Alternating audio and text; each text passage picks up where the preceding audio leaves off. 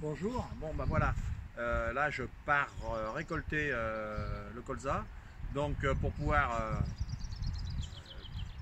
être d'attaque quand on arrive sur le rucher, faut tout penser à l'avant, hein, à l'avance. Donc j'ai mis mes hausses, donc au préalable j'ai compté combien il me fallait de hausses vides, combien il me fallait de palettes de récolte, parce que bah, je récolte avec des palettes de récolte, des plateaux couvre-cadre, des sanglons, il me faut.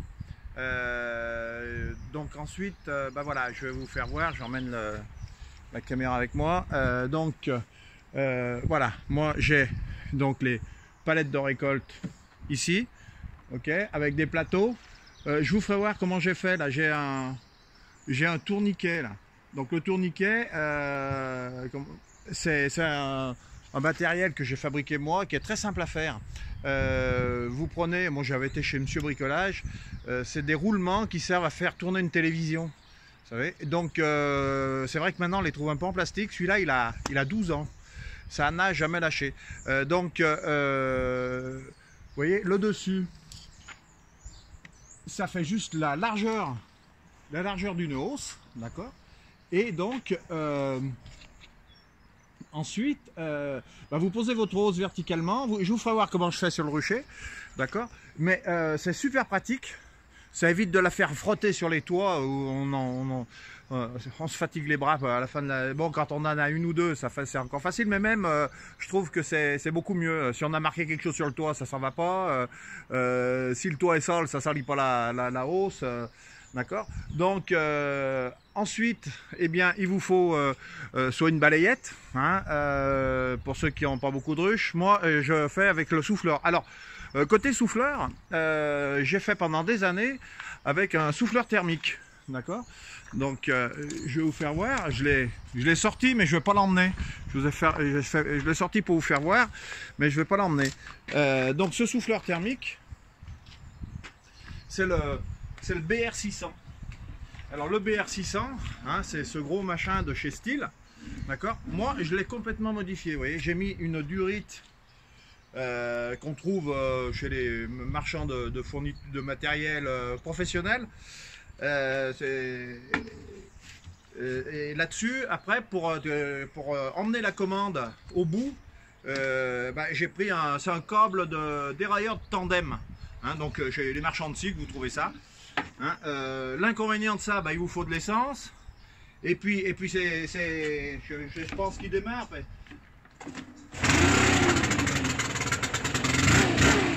Entendez, c'est ce bruit.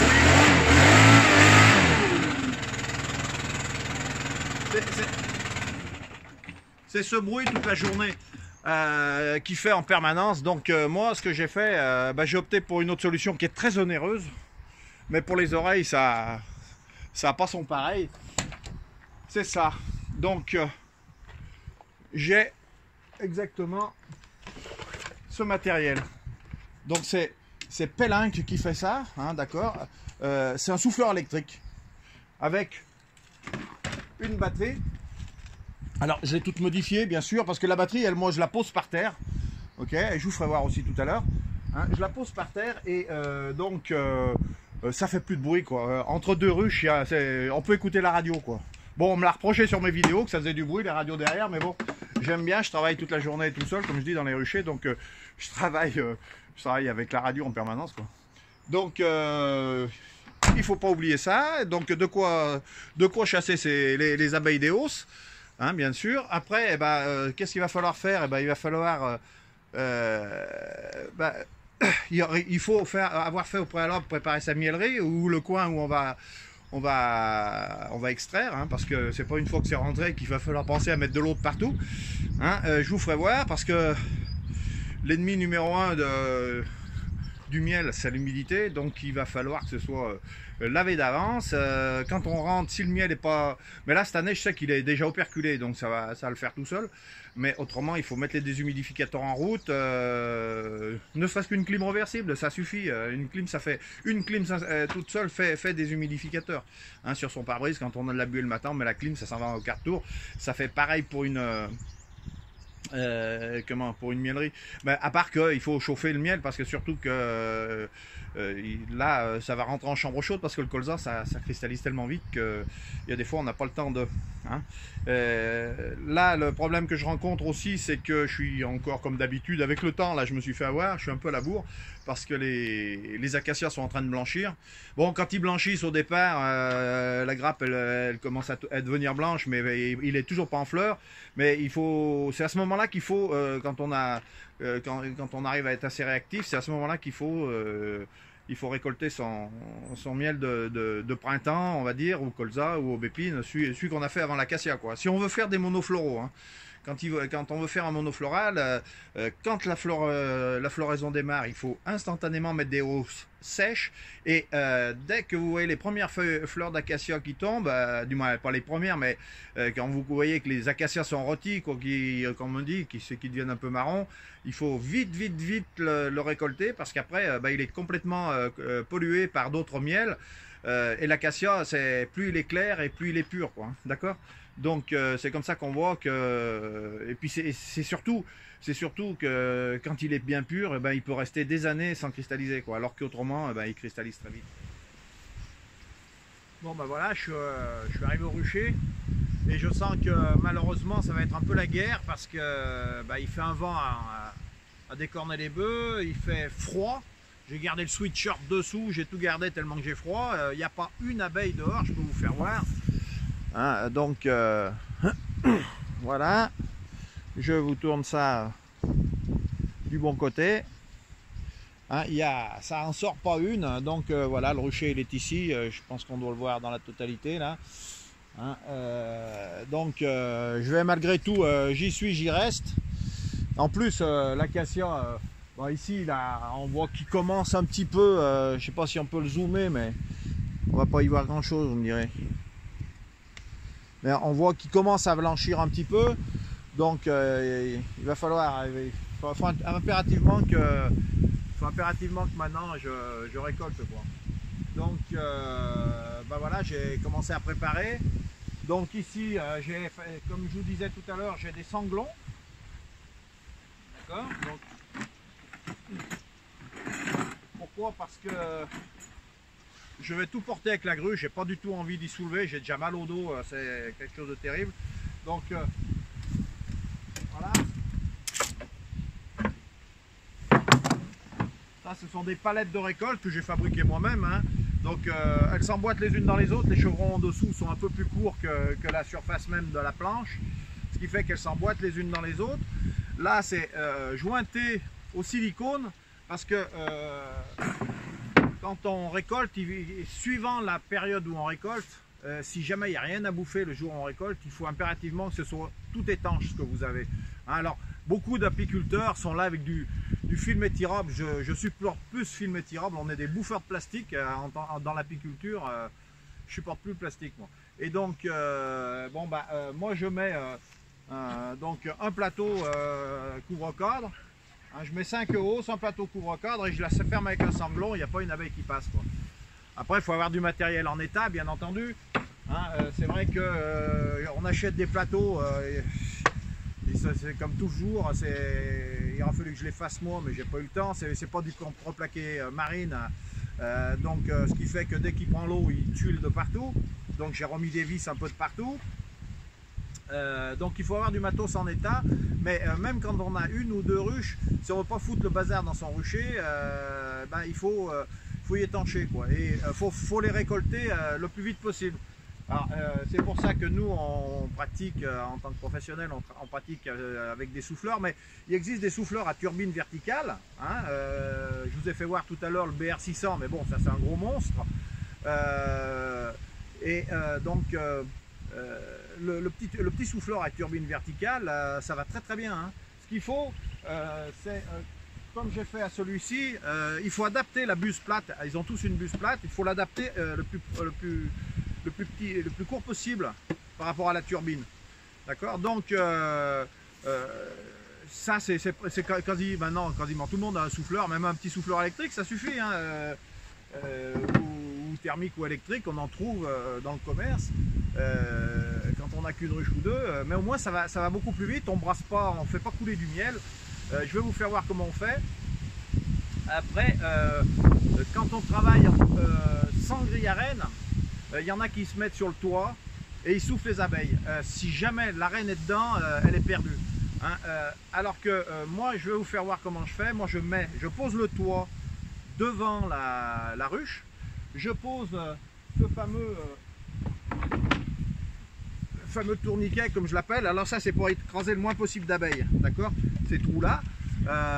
Et puis donc, j'ai mis des tampons caoutchouc dessous, hein, tout bête.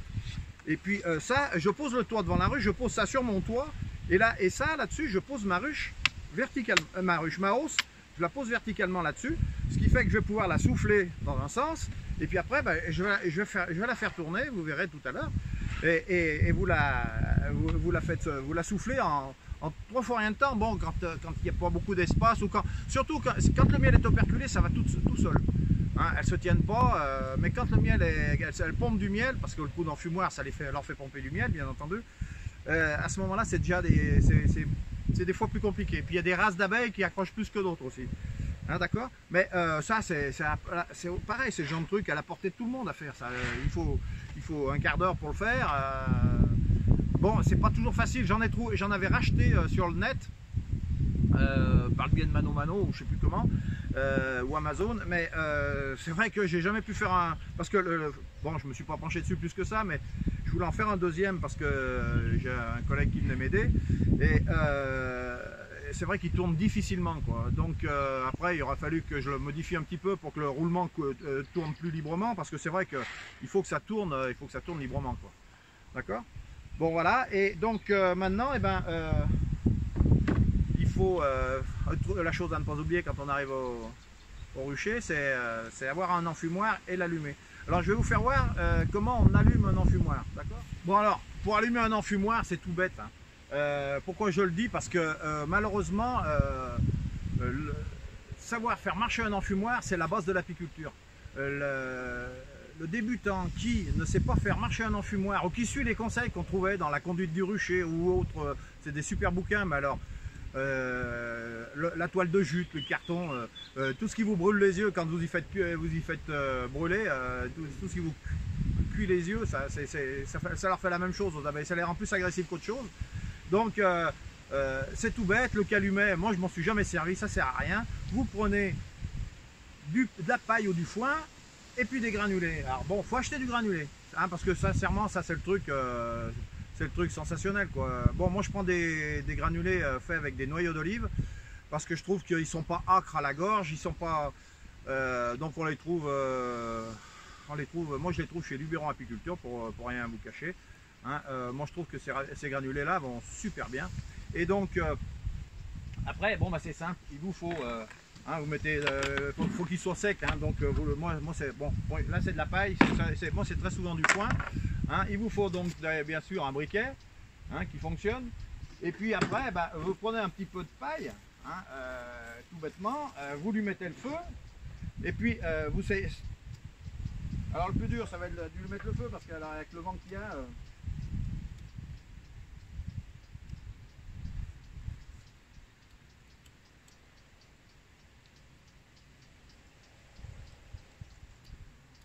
ça veut, hein.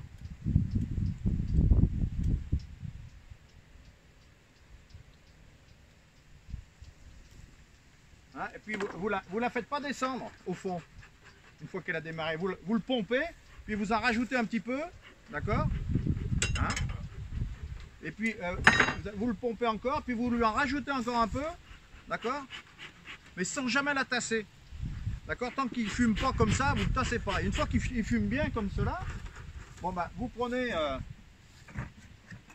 des granulés, d'accord, donc vous le pompez bien, qu'il démarre bien. Ensuite avec le lève-cadre, vous faites descendre les bords, hein, tout en le pompant. Et après vous mettez vos granulés dedans, tout bêtement. Et là vous avez un enfumoir qui tire à mort, quoi. Hein, c'est pas la peine de mettre des cartons, des bouts de toile de jute, quand on l'allume, de le tasser tout de suite ou de le fermer, ça sert à rien. Vous voyez, regardez comme ça fume. Là c'est un enfumoir qui a démarré, quoi. Vous voyez? D'accord? Donc là, après, ce qu'il faut faire, c'est y mettre un bouchon d'herbe dessus. Hein, d'accord? Donc vous ramassez de l'herbe n'importe où. Et puis, donc c'est ce que je vais aller faire d'ailleurs. Donc ça, c'est un enfumoir qui tourne. Hein.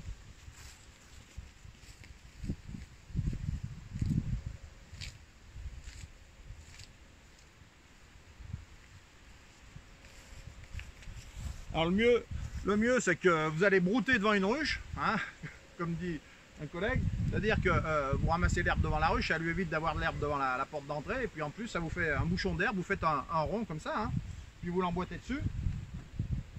Lui il va servir à refroidir la fumée, d'accord, puisqu'il y a de l'humidité dans l'herbe, donc ça va refroidir la fumée, et puis voilà, vous avez un enfumoir qui marche du feu de Dieu, d'accord.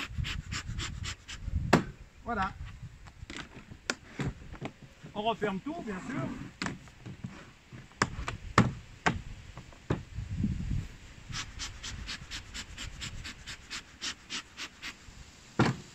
Toujours prendre... Bon, moi, je prends toujours un feutre avec moi, parce que si jamais on rencontre quelque chose à noter sur le toit, pas qu'on ne court pas y chercher. D'accord? Donc voilà, moi je vais attaquer par les ruches qui sont juste là. D'accord? Donc, je vais vous faire voir comment je fais. Donc, avec le BR600, donc avec celui qui avait le moteur thermique, le souffleur avec le moteur thermique, je le posais pareil entre deux palettes, ou devant les palettes, je pose le moteur au milieu comme ça. Attendez, je vais recadrer un peu parce que là on ne voit plus rien. Voilà, donc moi je pose la batterie là par terre, d'accord. Le tourniquet, il est ici, je vais poser mon toit de ruche devant, et j'enfume un coup la ruche bien entendu, je vais poser le toit de ruche dessus, puis je vais vous faire voir donc comment je procède, ok. On va essayer de se mettre un peu plus par là.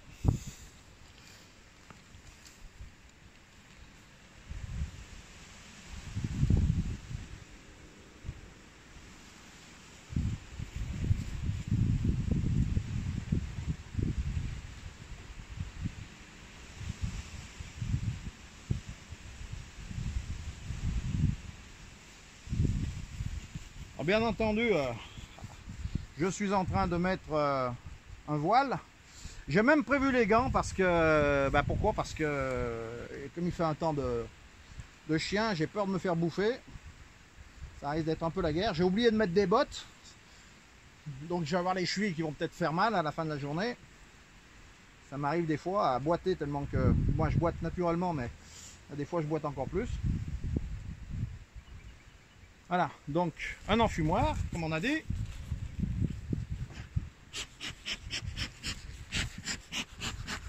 Voilà, donc vous voyez, hein, il n'a pas calé, rien du tout. Donc vous mettez un petit coup d'enfumoir.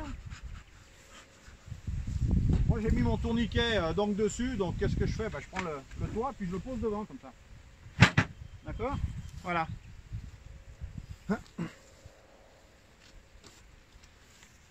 J'ai...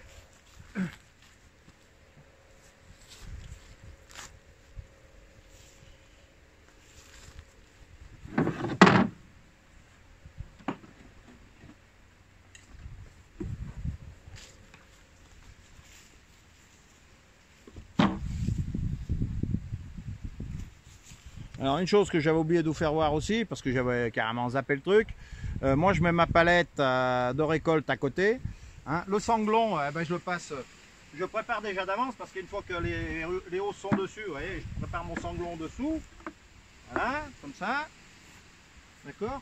Mon plateau couvre-corps,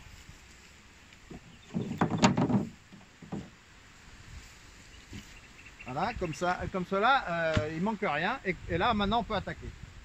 D'accord? Alors, rebelote.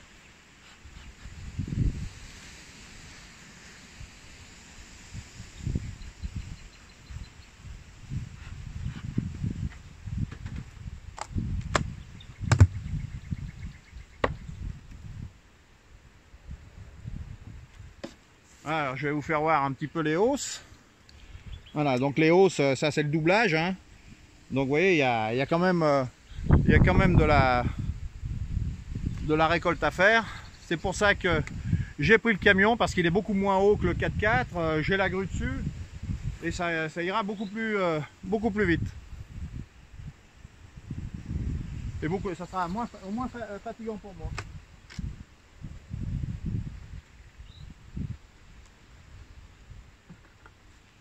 Voilà, donc je la pose directement comme cela. Voilà. D'accord. Donc cette hausse, elle va pouvoir tourner comme on veut.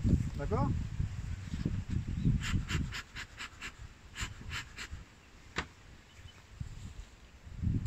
Tout simplement. Et puis voilà, donc j'ai plus qu'à souffler.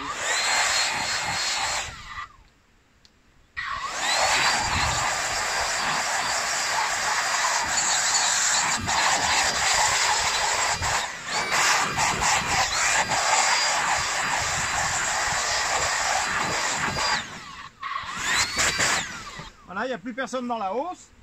D'accord, donc maintenant je la pose sur la palette.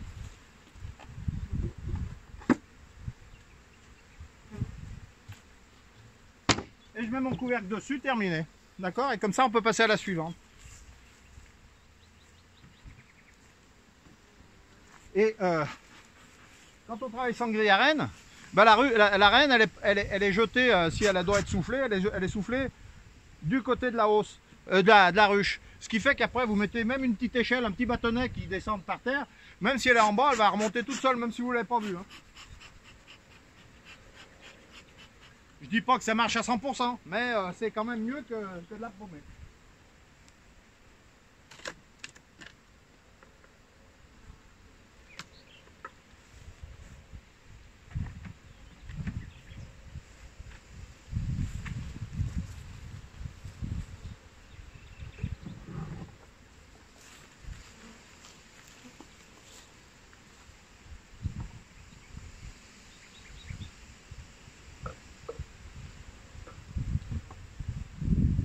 Voilà. Cette ruche est récoltée, donc il n'y a plus qu'à finir de la souffler.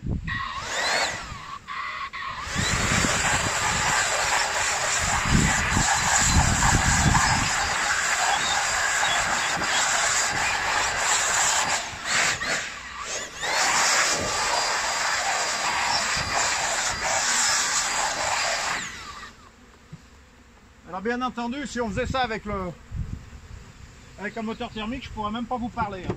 On ne s'entendrait pas parler. L'avantage, quand je vous dis c'est très cher, mais au moins ça a un énorme avantage, c'est que ça c'est pas bruyant quoi. Je peux écouter ma radio, puis ça casse pas les oreilles quoi. Alors que le thermique finit par être très fatigant au bout de à la fin de la journée.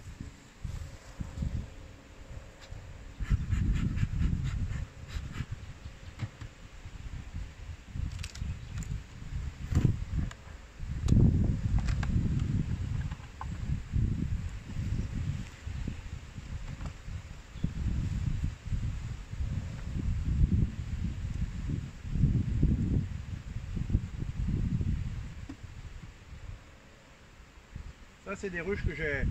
Celle-là, là, c'est une ruche que j'ai remérée en fin d'année avec une reine que j'ai fait moi.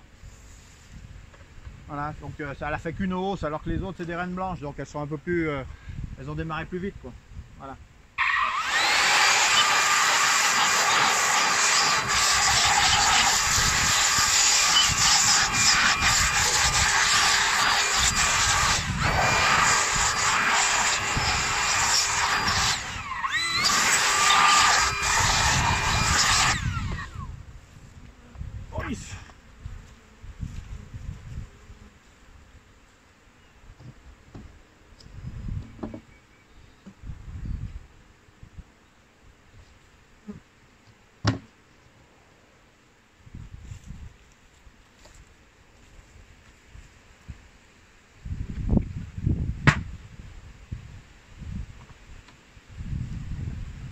Après, on a toujours de l'abeille d'accrocher sur le toit. Alors moi je le tape comme ça en diagonale. Ça les décroche, ça les fout dans le nourrisseur. Voilà, terminé.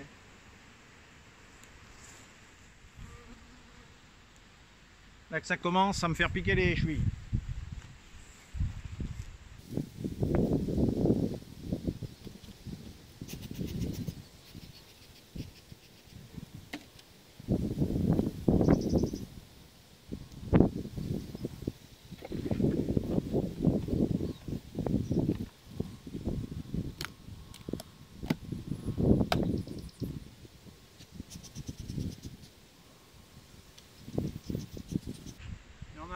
On a une qui aurait presque manqué de place, oui.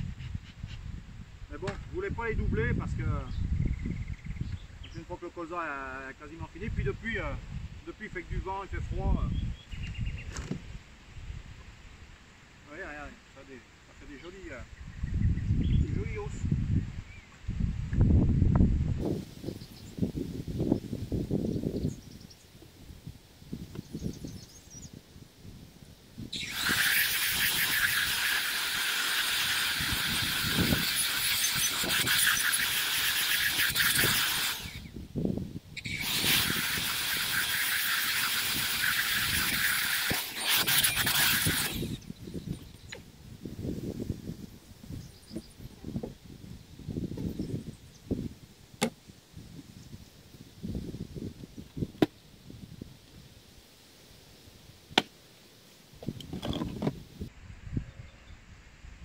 Côté cellules, et là on est le 4. Il faudrait que je les regarde toutes et je n'ai pas le temps. Ça, je vous le donne en 1000. Celle-là, c'est une reine qui est marquée vert. Donc, cette dame a 4 ans. Je ne sais même pas si elle a fait du miel, mais...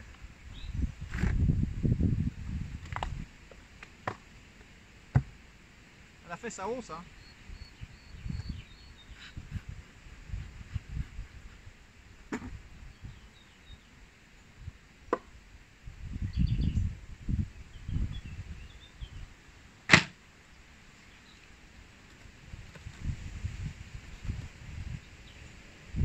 Elle a même fait une hausse énorme.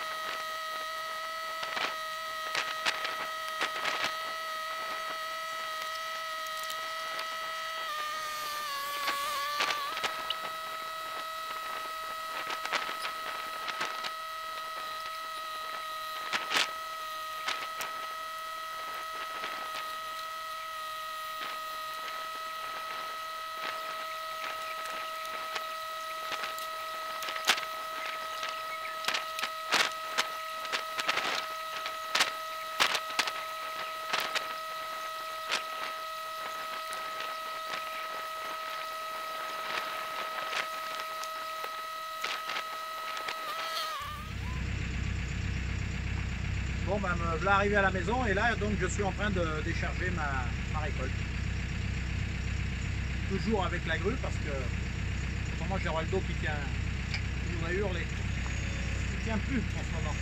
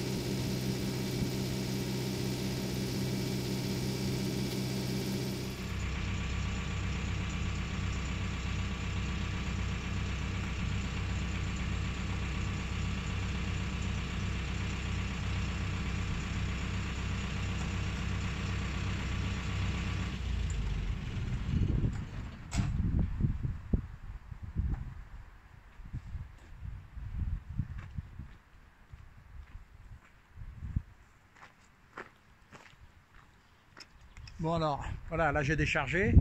Maintenant je vais vous faire voir comment je fais pour pas emmener dans le local où on fait l'extraction, pour pas emmener d'abeilles.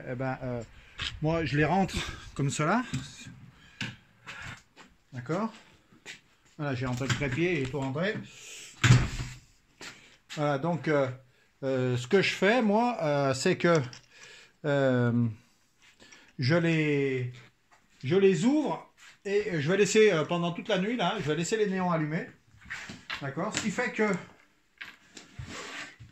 voilà, dans un local qui est en dehors de la salle d'extraction, parce qu'autrement, vous avez des abeilles qui tombent de partout dans le miel. Donc, moi je fais ça à côté, dans mon local de menuiserie. Hein.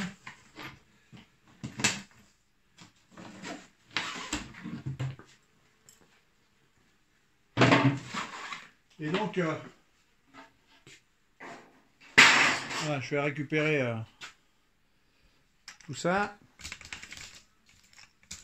Donc voilà, hein, donc là voilà les hausses, les abeilles commencent à arriver. Hein, je vais toutes les ouvrir comme ça, d'accord? Et donc là, si on suit le chemin des hausses, d'accord, je vais commencer les premières, voilà. Et après, ici, là, faut que je finisse, faut que j'enlève ce fût, mais ça, c'est la chambre chaude. D'accord? Donc, sur un local tout bête, avec un énorme chauffage, là-haut, et un énorme déshumidificateur. D'accord? Avec son seau de vent. Voilà. Hein, pourquoi? Parce que, comme je vous ai dit, le miel est hygrophobe ou hygrophile. Hein, ça veut dire qu'en dessous de 60% d'humidité relative, il recrache de l'eau, il sèche. Mais en dessus de 60%, il absorbe de l'eau, comme si vous laissez du sucre sur une table, au bout de 3 jours, il est tout mou. Et bien, c'est exactement la même chose. Donc, il faut faire très attention. Si vous regardez bien, d'ailleurs, hein, je ne vous ai pas tout fait voir, mais si vous regardez, j'ai un autre déshumidificateur, là, de ce côté. Hein. D'accord? Donc, ça en fait juste 2, là, rien que dans la chambre chaude. Hein. D'accord? Donc, cette chambre chaude, elle communique avec la miellerie. Hein, donc, donc, toute prête à l'emploi. Hein, avec ma chaîne d'extraction là. Je vais l'allumer.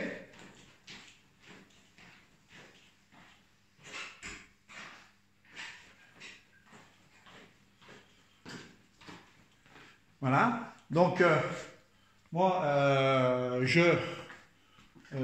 j'amène mes chariots, ils sortent de la miellerie, donc ils sortent de la chambre chaude plutôt, ils arrivent ici. Tout de suite là, ils sont devant la machine à désoperculer. Hein. Et donc, je vous ferai voir comment ça fonctionne, hein, bien entendu. Hein. D'accord? Donc là, les cordes, une fois désoperculées, passent sur le stand, on appelle ça. Les gouttes tombent là-dessus et elles vont dans cette vis. C'est une vis sans fin qu'elle a, une trémie avec une vis sans fin. D'accord? Avec un flotteur. Il y a un système de flotteur qui, quand elle est pleine, y évacue. Ça passe par-dessous l'extracteur. Et ça vient dans cette machine qui est un spino. Le spinomèle. Et donc, je peux aussi vous faire voir comment c'est fait dedans. Parce qu'après, quand ça tourne, on ne peut plus. Voilà. Quand il veut.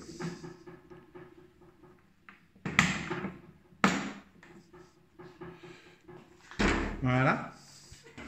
Donc le miel tombe là-dessus et il est jeté sur des paniers.